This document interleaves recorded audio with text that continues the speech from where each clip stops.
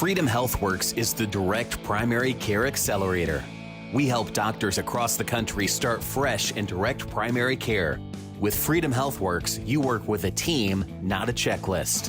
Visit freedomhealthworks.com and together we can achieve true freedom in direct care. Hi, everybody. Welcome to Healthcare Americana. I am your host, Christopher Habig, CEO and co-founder of Freedom Healthworks. Today's episode centers around a lot of the, let's call it the discussions around mental health in a pandemic and how these things are playing out with children and with families. And so to help me here dive into this subject is behavioral health specialist Yisroel Wahl. Yisroel, thanks for joining us today on Healthcare Americana. Thank you for having me. It's an honor. Now, you're doing a lot of really cool stuff, trying to get the word out and trying to raise awareness. I know when we talked about, putting together an episode to discuss a little bit more about what you've been doing and working on and how you're helping people, that was before we got into, month 11 of the COVID-19 pandemic here in the US. And, I want to get your experiences working with, children, like you do a lot of your educational content, but also the families and what you're seeing as this pandemic continues to go on and on and on. And, we fear that our kids aren't getting the social exposure that they need, or the enrichment, the education, you name it. What are you seeing out there and what are you dealing with? It's so interesting because, like you said, when we first spoke a while back, I thought by now we'd be out of it. And I think we all hoped and prayed we'd be out of it. And it's kind of fascinating, at least to me, how things have moved. In the beginning of the pandemic, I saw a lot of anxiety, a lot of trauma, and I saw a lot of people who had gotten help, which is its own topic, somehow do better. They seem to have the skills and were ready for the sort of discomfort and things not being clear. And as it progressed, though, and as, like you said, it's 11th month, it's just everyone's struggling. Everyone's struggling because nothing is normal. Nothing is just the way that just workable. And we try to manage, and it's not really possible. And really getting right into it, one of the most critical ideas is really to recognize so much of our struggle is because we all have so much we want to do and we want to accomplish, and we knock ourselves and we hit ourselves and so much doesn't work. But it's not really possible, right? When my kids are on Zoom, when I'm on Zoom, and I always get a kick when I'm calling up someone and they pick up and at the bank and I hear some kids in the background, right?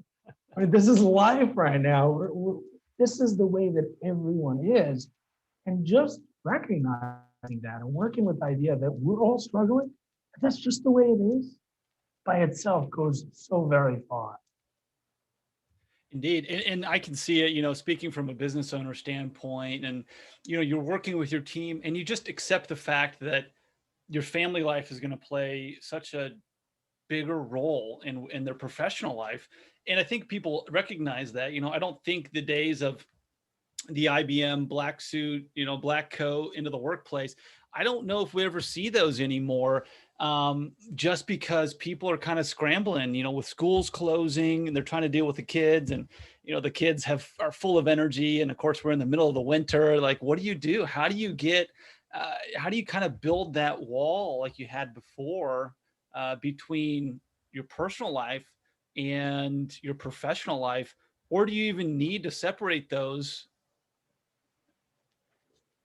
It's a fascinating question, and I'll tell you why.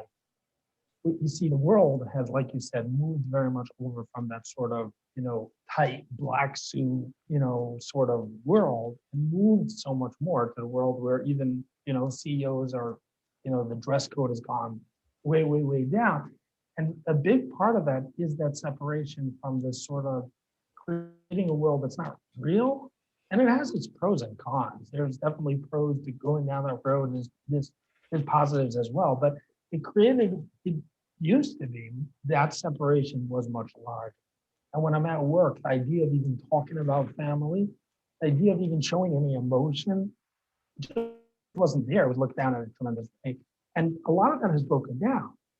What we've seen through this pandemic is almost that sort of idea where everyone has to become more real, right? I mean, everyone is struggling.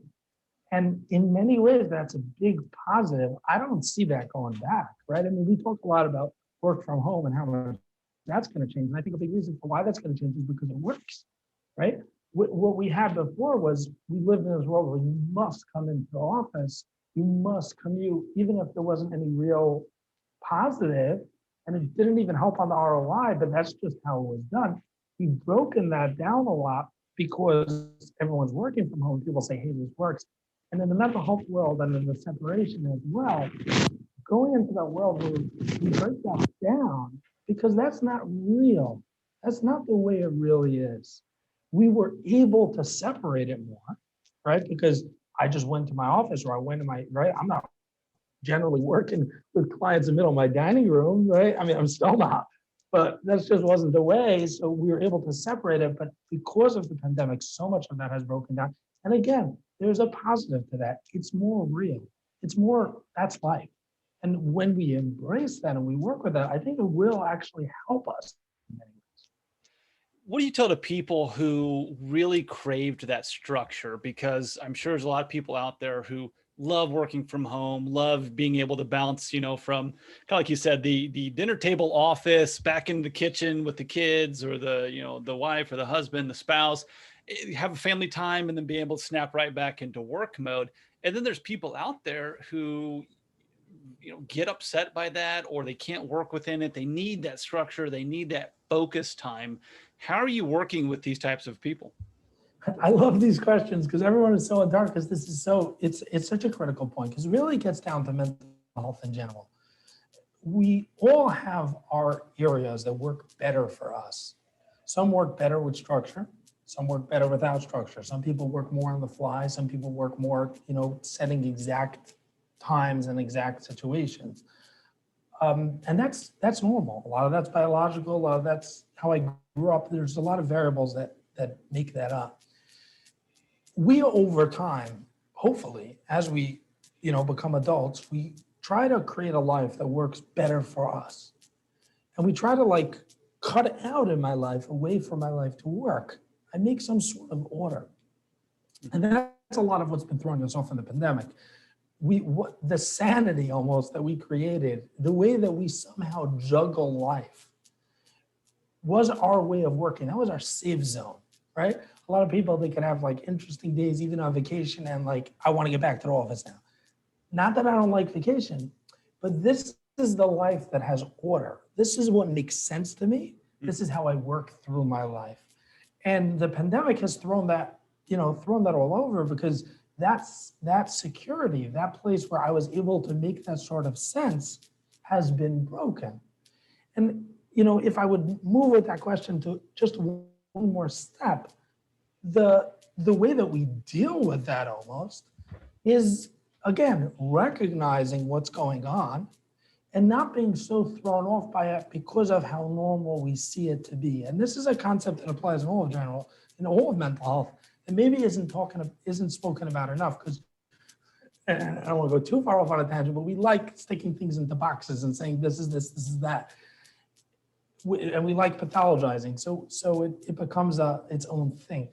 The reality is that we each have our way of seeing things, and when we're able to recognize that and accept that, and then recognize that this is what's making me struggle, and that makes sense. And I'm okay that I'm struggling because, of course, I'm struggling. Mm-hmm. And I'm okay with the thought of myself struggling as well. And hey, now I'm going to go back to what I know works and my own competencies and my core strengths and work off of it. That's really how we deal with struggle. What happens is when things get out of whack, what generally goes on is that I lose it, right? This is my sense of security. The way I worked my life was I worked from this hour to that hour. 9-to-5 jobs don't work so much in today's world like it used to, but whatever my order of life was and whatever my hours were, how I worked, that's how I worked. And when that moved off, when that got thrown for a loop, we can't deal because we're like, oh my gosh, I can't do this. This is my security. This is my life. This is how I managed. when we're able to recognize, hey, everything's been thrown off. There was nothing inherently positive about what happened before. That's just how I made it work. Let me take a deep breath because I can still make this work. I just got to find a new way because everything is thrown off.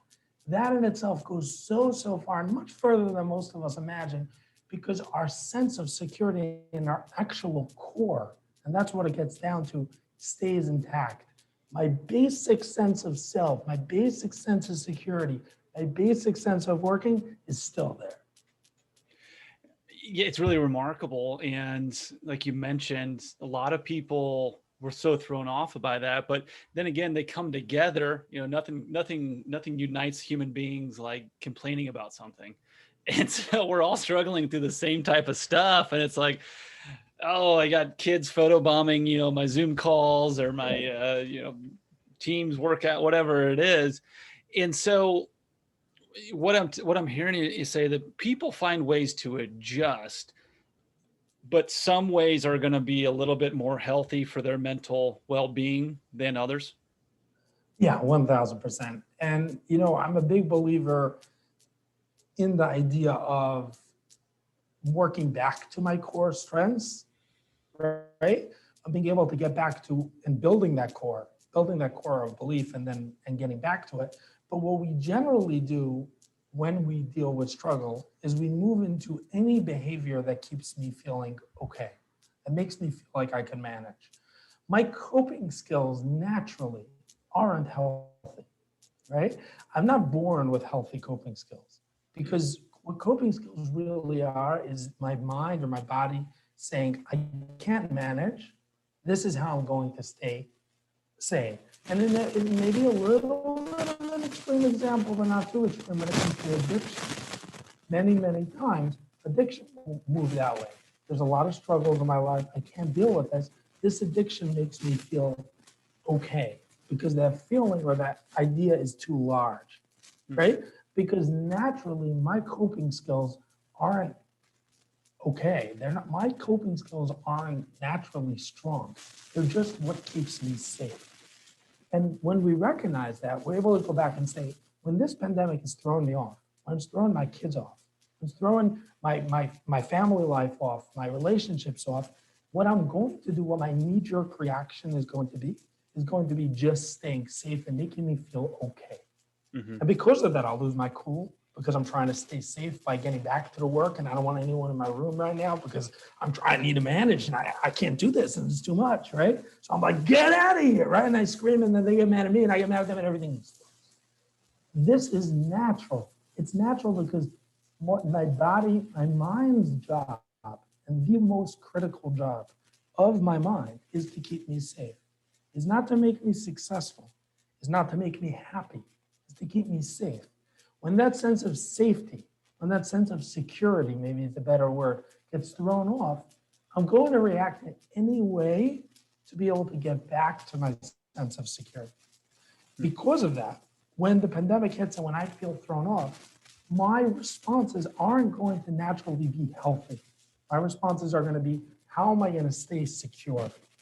Mm-hmm. So when I don't take that step back, and when I'm not okay with the situation, when I'm not able to accept it and say, hey, this is okay, this is life right now, everything's thrown off, that's what I expect to happen, and I'm going to respond in ways that are naturally not healthy because they're not really thought out. They're just my body's response to just keep my security intact.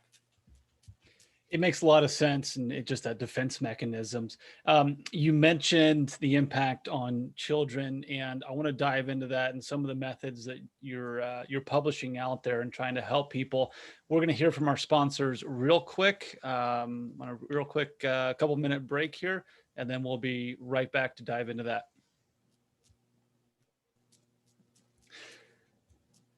Welcome back, everybody, to Healthcare Americana. Once again, I am your host, Christopher Habig, joined today on this episode by Yisroel Wahl, and we're just diving into mental health, especially throughout the pandemic, why people react in certain ways to massive disruptions in their schedules and their habits.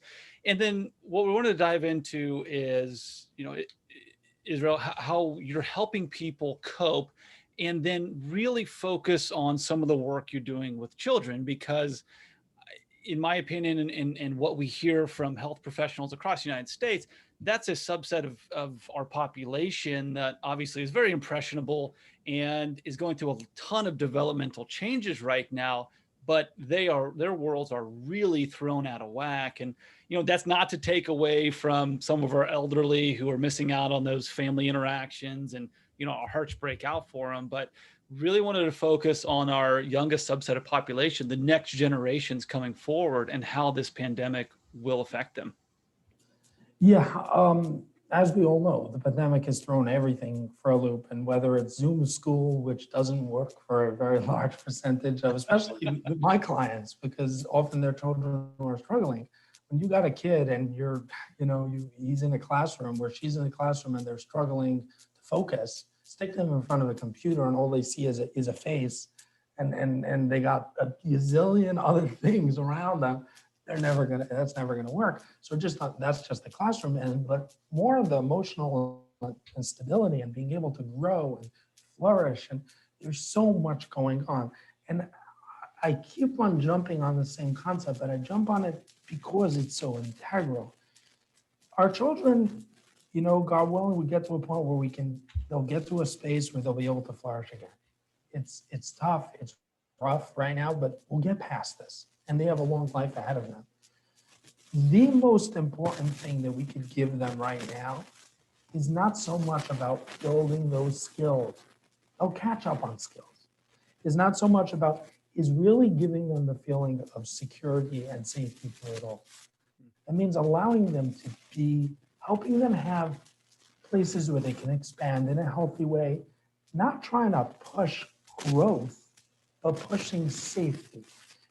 I use the word safety loosely. In the mental health world, safety is really, it's about security and the ability to be me. And that's the most essential need almost that we need as children.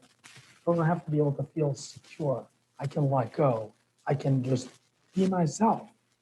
And probably the most important and the most critical thing that we can give our children is not to create all sorts of wonderful projects, but to try as much as possible to give them a sense of security, of making it work in a quasi way, and then being okay with how well it works. Mm-hmm. Giving them that security. Yeah. Do you think that what we're going through at this point in time, do you think that we see a foundational shift in how we educate children based on what we're learning? Or what they're not learning, I guess we could say?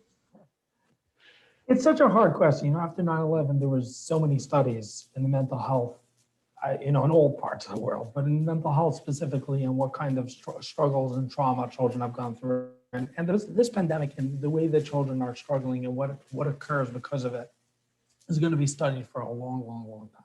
Right? There's going to be many books written about it, many journal articles. It's going to go on for a long, long time. But one thing I think that it does, just on a very basic level, without going too far into the statistics, is I think we'll see a shift in how maybe less important some of the grading criteria and ideas of how we judge children's growth, which I think is a positive.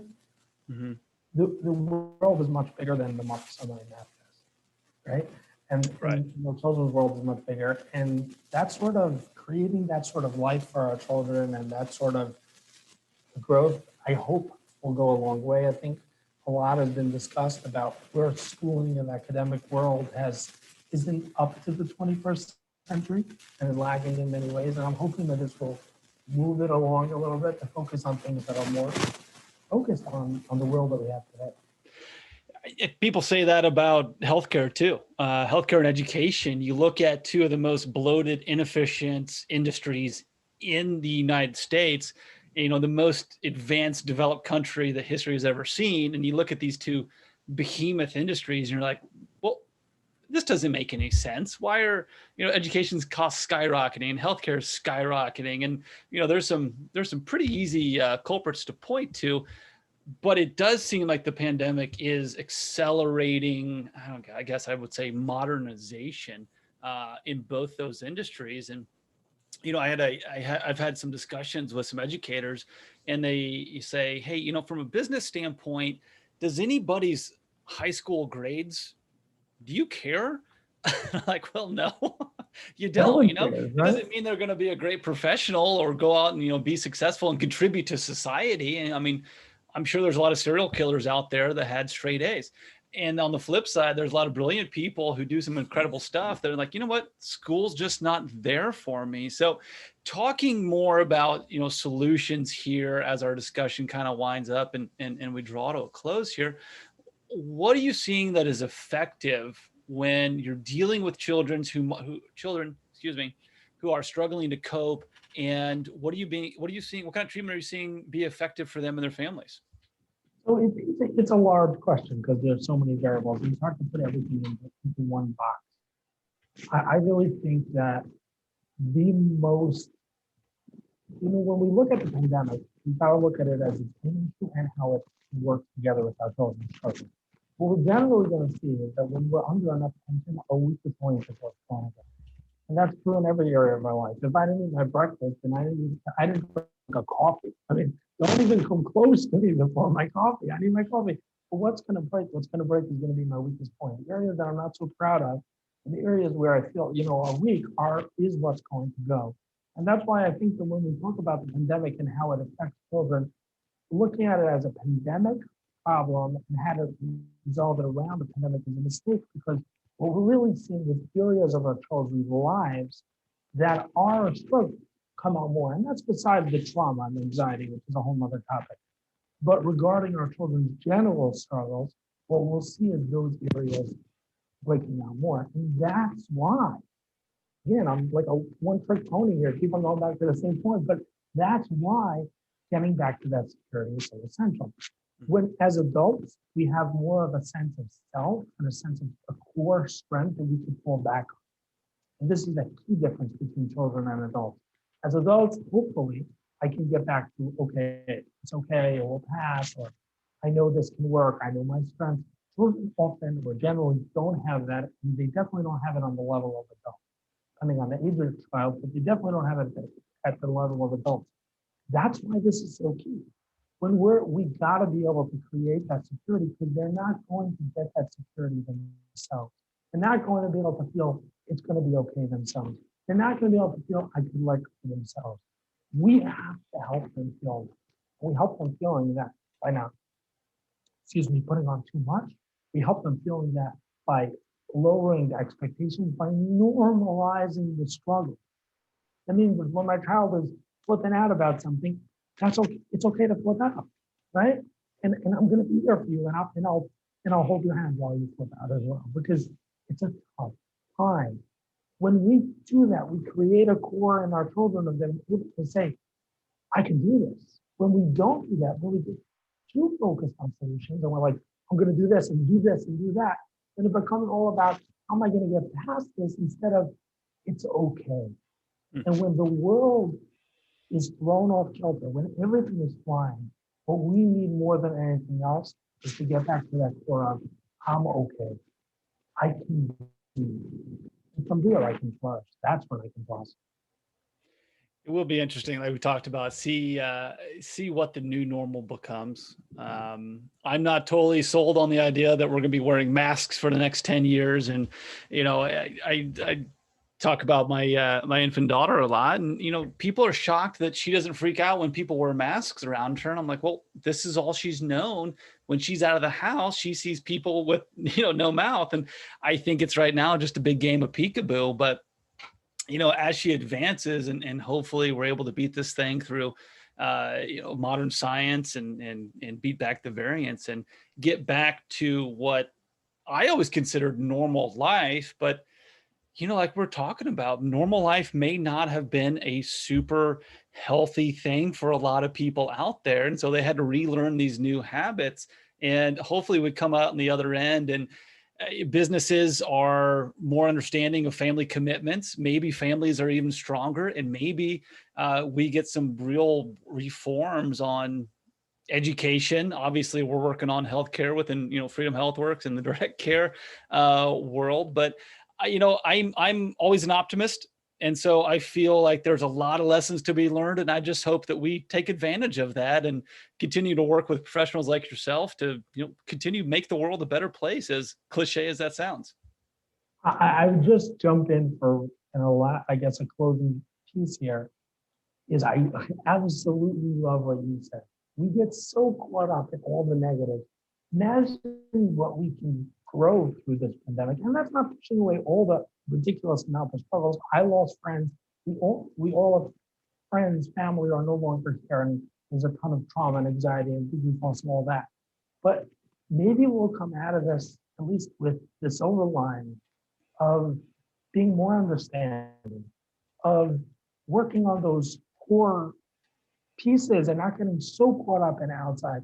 Maybe I'm a dreamer, but I think it takes a dreamer to actually change the world. Otherwise, we would all give up a long time ago. I completely agree with you there. And you know what? I think you and I see eye to eye on that standpoint. And there's not been a shortage of people who've called us that, trying to change healthcare, from a grassroots standpoint. And I'm sure you share that sentiment too. So Yisroel, it has been an absolute pleasure speaking with you. I appreciate your time joining us here on Healthcare Americana to talk about the state of mental health in the middle of a pandemic. Such an important topic and something that I think everybody could spend a little bit more time discussing and seeking the help that they need. So once again, thanks for joining us. Oh, you can say. It's all right. Some people like to be like, "Hey, thanks for having me." I misunderstood. I thought you were still talking. No, that's okay. That's okay. I'll go into it here. That's it for this episode of Healthcare Americana. Once again, I am your host, Christopher Habig. Thanks for tuning in. For more information about direct primary care and direct care, visit freedomhealthworks.com. To check all of our episodes online, visit healthcareamericana.com. Special shout out to Taylor Scott and iPodcast Pro for all production of the podcast, and to Melissa Turpin for all her management ability and putting all these episodes together. Once again, thanks for listening. Hi again, everyone. This is Chris. At Healthcare Americana, we're always on the lookout for great stories to tell in the healthcare industry. And we'd like to hear yours. Check out healthcareamericana.com and send us your ideas for episodes or if you'd like to be a guest. Thanks again for listening. Hope you enjoy it.